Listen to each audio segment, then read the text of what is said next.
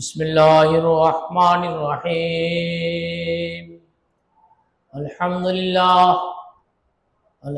لله نحمده ونستعينه ونستغفره ونؤمن به ونتوكل عليه ونعوذ بالله من شرور أنفسنا ومن سيئات أعمالنا. من يهده الله فلا مضل له ومن يضلله فلا هادي له ونشهد أن لا إله إلا الله وحده لا شريك له ونشهد أن محمدا عبده ورسوله. أما بعد، أعوذ بالله من الشيطان الرجيم. بسم الله الرحمن الرحيم. وإذ قال إبراهيم لأبيه آزر أتخذ أصناما آلهة إلى آخر آية. وعن أبي هريرة رضي الله تعالى عنه قال قال رسول الله صلى الله عليه وسلم: الحج المبرور ليس له جزاء إلا الجنة. رواه البخاري والمسلم. صدق الله المولانا العظيم وصدق رسوله النبي الكريم. بلغ العلا بكماله كشف الدجى بجماله حسنت جميع خصاله. صلوا عليه وآله. صلى الله على محمد صلى الله عليه وسلم. لا إله إلا الله، لا إله إلا الله، لا إله إلا الله محمد رسول الله. الله الله الله الله الله الله الله لا إله إلا الله محمد رسول الله. اللهم آمين. ربنا آتنا في الدنيا حسنة وفي الآخرة حسنة وقنا عذاب النار وأدخلنا الجنة الفردوس مع الأبرار يا عزيز يا غفار يا رب العالمين. الحمد لله رب العالمين. আসসালামু আলাইকুম ওয়া রাহমাতুল্লাহি ওয়া বারাকাতুহু। আমরা পড়ি সুবহানাল্লাহ, আলহামদুলিল্লাহ, ওয়া লা ইলাহা ইল্লাল্লাহ, আল্লাহু আকবার, সুবহানাল্লাহি ওয়া বিহামদিহি সুবহানাল্লাহিল আযীম। আলহামদুলিল্লাহ, পবিত্র হজের মাস, হজের মৌসুম চলছে। আমরা আল্লাহর শাহী দরবারে কোটি কোটি বার হামদ এবং সানা, আল্লাহ প্রশংসা এবং কোটি কোটি বার সালাত এবং সালাম হযরত মুহাম্মদ মুস্তাফা সাল্লাল্লাহু আলাইহি সাল্লামের উপরে পাঠ করি। আজ আমরা হযরত ইব্রাহিম আলাইহিস সালামের জীবন বৃত্তান্ত সম্পর্কে সংক্ষেপে কিছু আলোচনা করার চেষ্টা করব ইনশাআল্লাহ। হযরত ইব্রাহিম আলাইহিস সালাম এর সময় নমরুদ, তাওহীদের বিপরীত শিরক বিদআতে লিপ্ত ছিল সমাজ। নমরুদ এইসব প্রচার করত।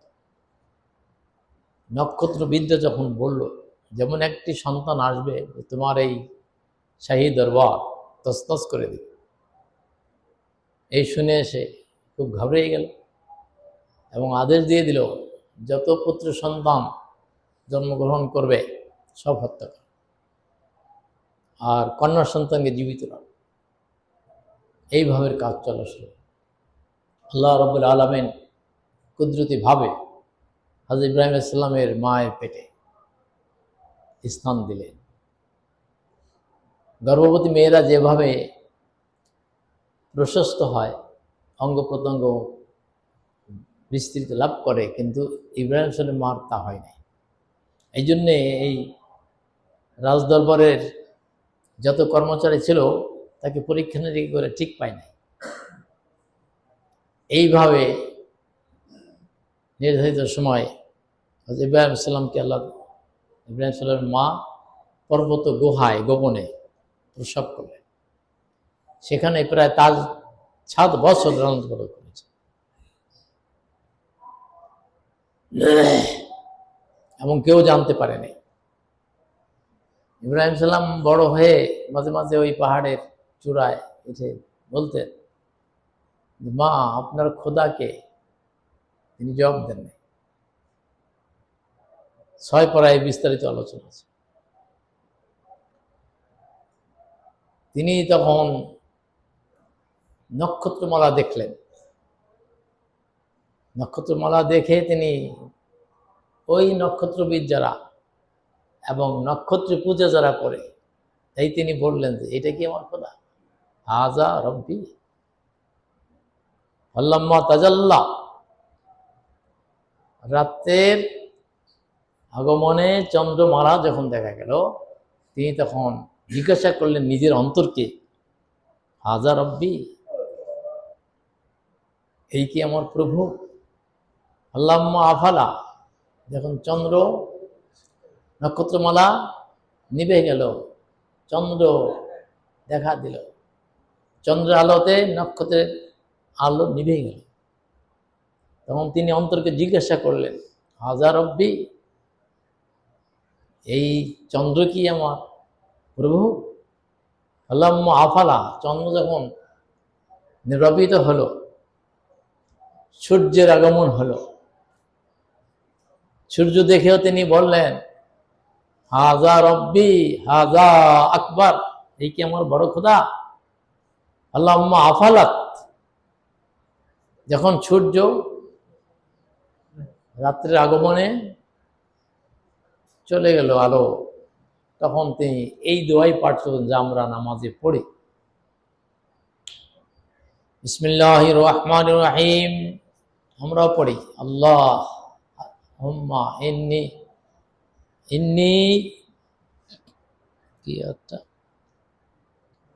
ইন্নি ওয়াজ্জাহাতু ওয়াজহিয়া লিল্লাযী ফাতারাস সামাওয়াতি ওয়াল আরদা হানিফান ওয়া মা আনা মিনাল মুশরিকিন। আমি আমার সমস্ত সত্তাকে কেন্দ্রীভূত করলাম ওই মহান স্রষ্টার দিকে, যিনি এই নক্ষত্রমালা, চন্দ্র, সূর্য এবং আকাশ মণ্ডলী সৃষ্টি করেছেন, পৃথিবী সৃষ্টি করেছেন।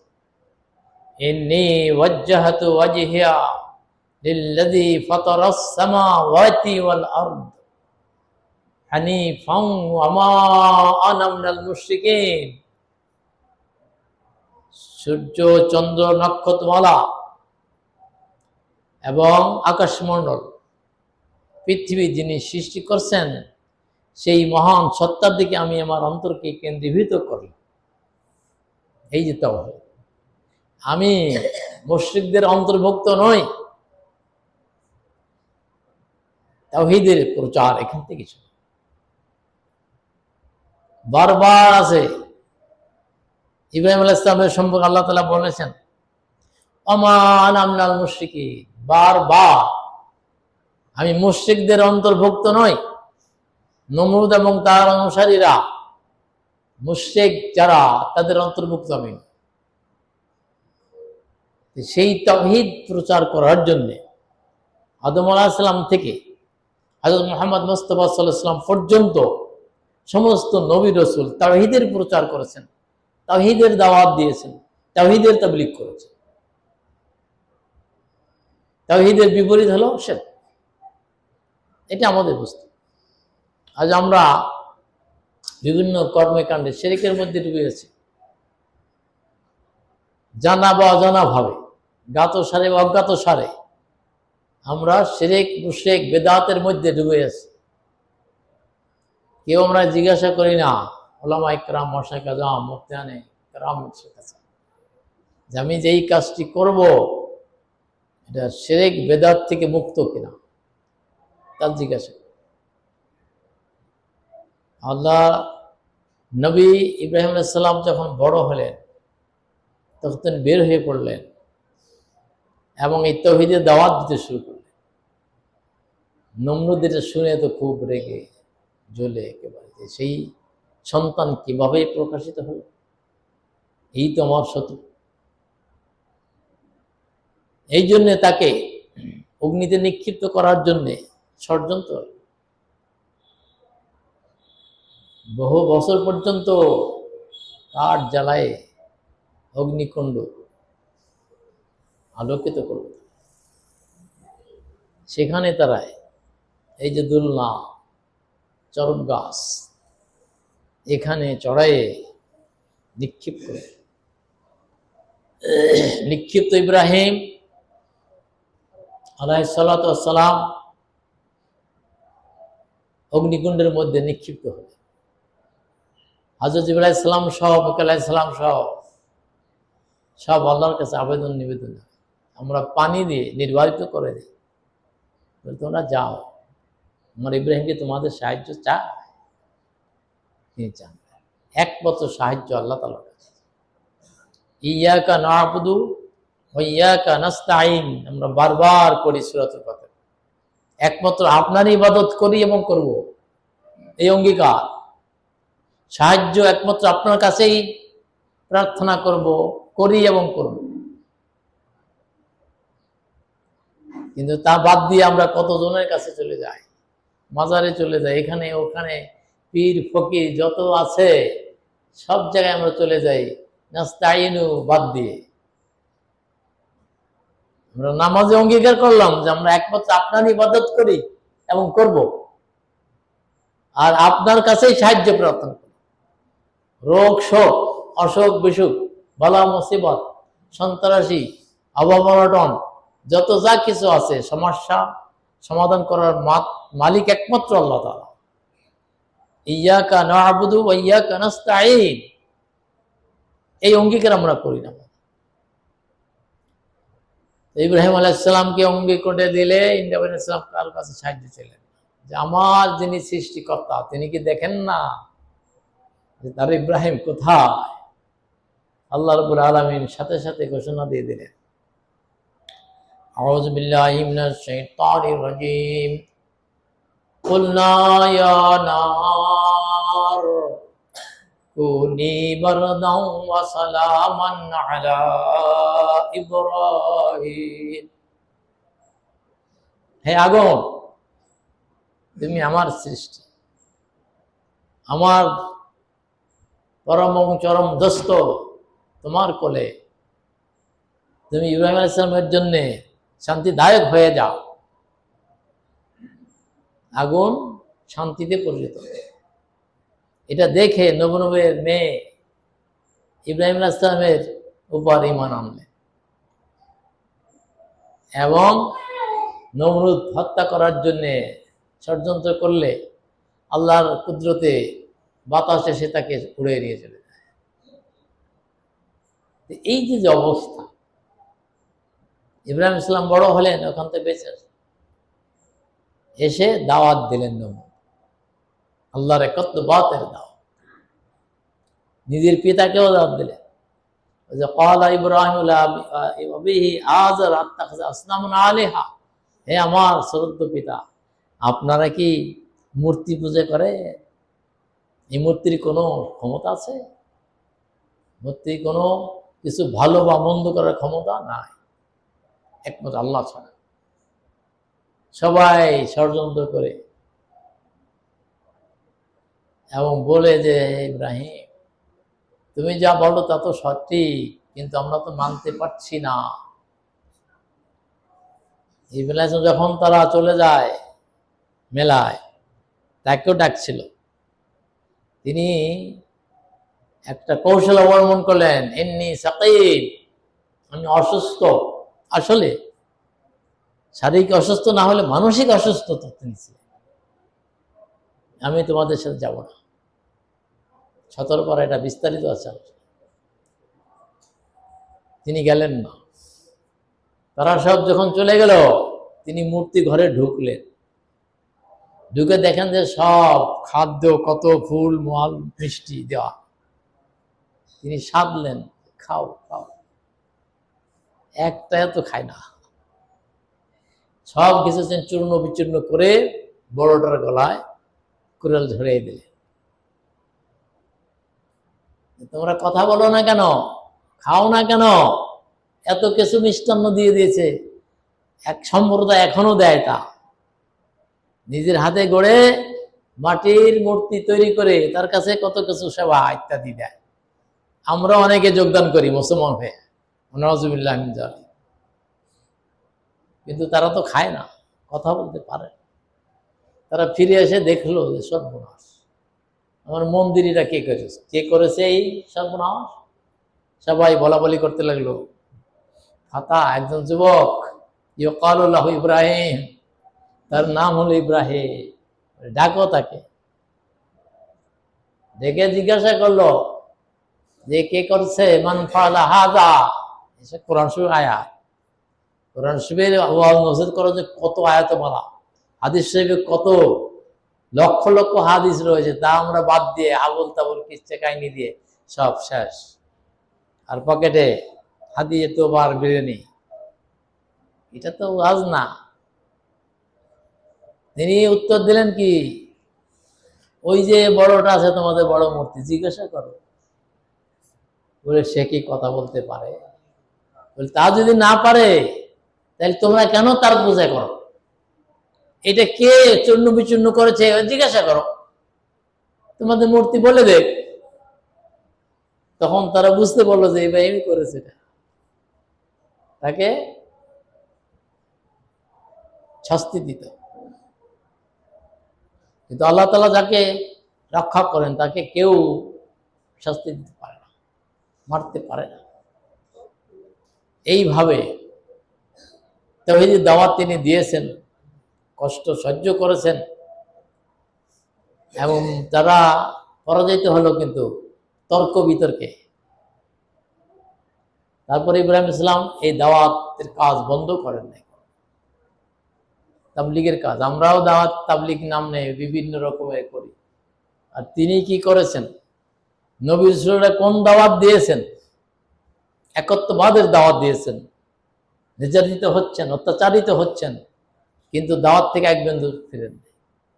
আর আমরা এখন দাওয়াত দেই 6 উসুল, কোরআন এবং সুন্নাহ বাদ দিয়ে 6 উসুলের দাওয়াত। তাই নিয়ে মারামারি, কাটাকাটি ইত্যাদি হচ্ছে, বিভিন্ন গ্রুপ হচ্ছে। এক মুসলিম আর এক মুসলিম হত্যা করেছে। হযরত আদম থেকে রাসূল করিম সাল্লাল্লাহু আলাইহি ওয়াসাল্লাম পর্যন্ত কোন নবী রাসূল কাউকে হত্যা করেছেন? কোনো প্রমাণ আছে? তাদের অনুসারী যারা, তারা একে অপরকে হত্যা করেন নাই।